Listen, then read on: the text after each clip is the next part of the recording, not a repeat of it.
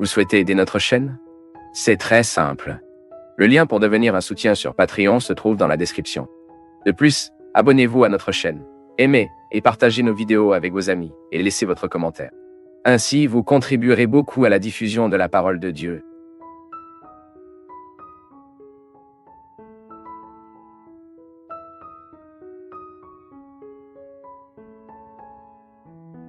Il est bien connu que David avait une famille très compliquée.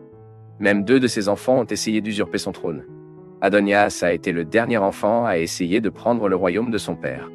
Avant lui, l'autre enfant qui essayait de faire de même était Absalom.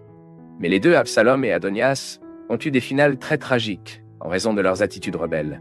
Alors que le premier a été tué par l'un de ses cousins, le second a été tué par ordre de son propre frère. Mais qui était vraiment Adonias? Était-ce vraiment une mauvaise personne? A-t-il été lésé? L'erreur qu'il a commise était si grave qu'il a coûté sa vie. Regardez cette vidéo jusqu'à la fin, et vous comprendrez tout ce que la Bible dit sur qui était Adonias, le fils de David. Si vous ne me connaissez pas, je m'appelle Daniel Conejero. Je suis professeur de théologie. Et dans cette vidéo, je vous aiderai à comprendre un peu mieux le contexte de la monarchie israélienne à la fin du règne de David. Comme nous le savons, Adonias était l'un des fils de David.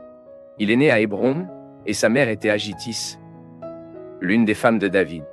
Cela signifie qu'Adonijah faisait partie du groupe d'enfants de David, qui sont nés avant que David ait régné sur un royaume unifié en Israël.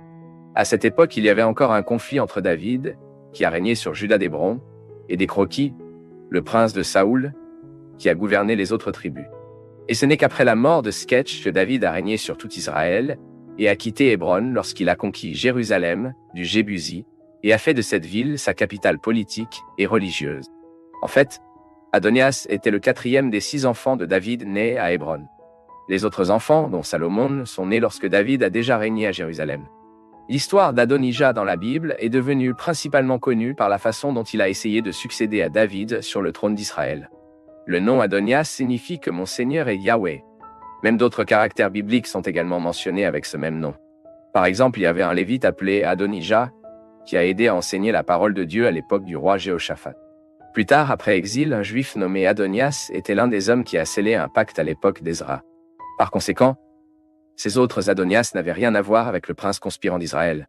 Tout comme la Bible n'apporte aucune information sur la mère d'Adonias, rien n'est également dit à son sujet jusqu'au moment de son implication dans la conspiration du royaume d'Israël. La Bible dit que lorsque David était déjà très âgé, Adonijah s'était forcé d'occuper le trône d'Israël à la place de son père. À ce moment-là, Adonias était le fils aîné de David parmi les survivants. Le texte biblique enregistre qu'il était belle d'apparence et que le roi David ne l'a jamais discipliné. À ce stade, le texte biblique du premier livre des rois, chapitre 1 et verset 6, rend la faiblesse de David en tant que père très claire. L'écrivain biblique rapporte que David n'avait jamais contredit Adonias. Puis, dans son plan pour assumer le royaume, Adonias s'est rassemblé les chevaliers, les voitures et 50 hommes pour aller de l'avant de lui dans un acte d'ostentation et de campagne publique de ses intentions. Il avait également le soutien de Joab, qui était le commandant de l'armée israélite, et également avec le soutien d'Abiatar, un grand prêtre. Mais tous en Israël n'ont pas accepté les affirmations d'Adonias. En fait, d'autres personnes importantes et influentes de la cour israélienne, telles que les généraux, les prêtres et le courageux de David, ont rejeté Adonias. Pendant Adonijah a conspiré pour gravir le trône et a tenté de rassembler des alliés à Rogel, donnant une grande fête aux princes et puissants du royaume. Même il s'est occupé de quitter sa célébration tout adversaire de son plan. Et donc, le prophète Nathan, le prêtre Isadoc, Benaïa et Salomon n'ont pas été invités. Et face à ce mouvement d'Adonias, le prophète Nathan et Bathséba rapidement, la mère de Salomon, a fait pression sur David pour rendre Salomon officiel en tant que nouveau roi. De cette façon, David a donné des ordres à Nathan, Zazak, Benaïa, et ses serviteurs ont mis Salomon sur sa mule royale et l'emmènent à Gion, où il devrait être oint par Zazak et Nathan comme roi sur Israël. Les alliés du roi David ont ensuite fait selon ses ordres. Et Salomon était un king et tout le peuple a reconnu son couronnement avec une grande acclamation. Adonias a appris le couronnement de sa demi-sœur Salomon tout en rencontrant ses partisans. Et face à cette nouvelle, les invités Adonijah sont rapidement partis. Et Adonias, à son tour, avait peur d'être tué par Salomon et s'est déroulé pour se réfugier par l'autel sur le tabernacle dans l'espoir d'être épargné. Nous savons qu'à l'époque de l'Ancien Testament, le sanctuaire a offert une protection aux personnes qui avaient commis des crimes involontaires et pourraient être victimes de représailles. Cependant, le crime de trahison d'Adonijah avait été intentionnel. Mais lorsqu'il est informé de l'attitude d'Adonijah, Salomon a assuré que s'il était loyal dans son royaume, rien ne lui arriverait. Et puis Adonias était à votre maison. Mais Adonias n'avait pas abandonné son complot. Peu de temps après, la Bible dit qu'Adonias souhaitait épouser une femme nommée Abisag. Astuta, il s'est approché de Batsba, la mère de Salomon, lui demandant de convaincre le roi d'autoriser ce mariage. La demande d'Adonijah, qui semblait d'abord être une simple demande innocente, a en fait caché quelque chose de plus. Le problème est qu'Abisag était la jeune Sunamite qui faisait attention à David pendant ces derniers jours. Et bien que le texte biblique enregistre que David n'a pas appris à connaître Abisag en tant que femme, le fait est qu'il semble qu'avant le royaume d'Israël, cette jeune femme était considérée comme appartenant au vrai harem. Et c'était problématique parce que, à ce moment-là, lorsqu'un homme a épousé une femme qui avait fait partie du harem d'un roi, cette attitude était souvent interprétée comme une revendication du trône. Même cela semble avoir été le roi. Lorsque Batsba lui a demandé de livrer Abisag au nain agacé, Salomon a demandé à sa mère si elle ne voulait pas non plus qu'il remette le royaume à la fois à son frère et aux partisans aînés. De plus, par conséquent, pour Salomon, cette demande faisait partie d'une grande conspiration et autorisait le mariage d'Adonijah avec Abisag, impliquant son renoncer à son royaume en faveur de ses adversaires.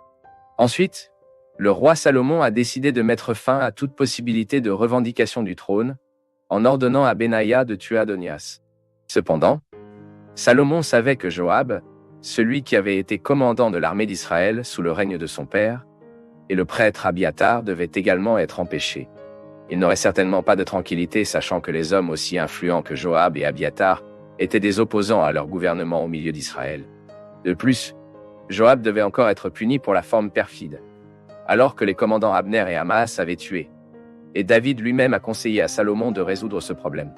Salomon en a donc profité et a ordonné à Benaïa, le rival militaire de Joab, la tuer et a expulsé le prêtre d'Abiathar à Anatot. Certaines personnes pensent que Salomon a agi de manière disproportionnée contre les nains. Cependant, les gens oublient qu'Adonijah était un usurpateur et dans l'histoire, il y a plusieurs disques que chaque fois que quelqu'un comme ça était un trône, il a rapidement cherché à anéantir tous les candidats possibles à la couronne. Batsba avait raison de s'inquiéter d'être traité comme un traître avec son fils Salomon, dans une éventuelle montée d'Adonias au trône. Même Adonias lui-même pensait que cela pourrait lui arriver quand il a appris que Salomon avait été couronné. Salomon, cependant, a d'abord agi avec miséricorde, bien qu'Adonias n'ait pas profité de cette nouvelle chance. De plus, Adonijah était quelqu'un qui a autoproclamé le roi sans l'approbation de Dieu. Et il s'avère que par le roi autoproclamé, Adonijah s'est levé contre le but de Dieu lui-même, qui avait déjà révélé sa volonté par le choix de Salomon de succéder à David. Et ici, nous ne pouvons pas oublier que, dans ce contexte, de rejeter à qui le Seigneur avait choisi et moi pour continuer la dynastie de David, dont le Messie viendrait plus tard dans le monde, c'était la même chose que de rejeter Dieu lui-même. Et enfin, la fin tragique d'un autre fils du roi, Adonias, accomplissait également la prophétie que l'épée ne serait pas prise chez David à cause de son péché engagé. Maintenant, écrivez dans les commentaires si vous connaissiez déjà l'histoire d'Adonias dans la Bible. Et si vous voulez grandir encore plus dans la connaissance de la parole de Dieu, vous pouvez étudier la théologie avec nous totalement en ligne via des cours vidéo et certifiés à la fin. Les informations sont dans la description de la vidéo ou le premier commentaire fixé.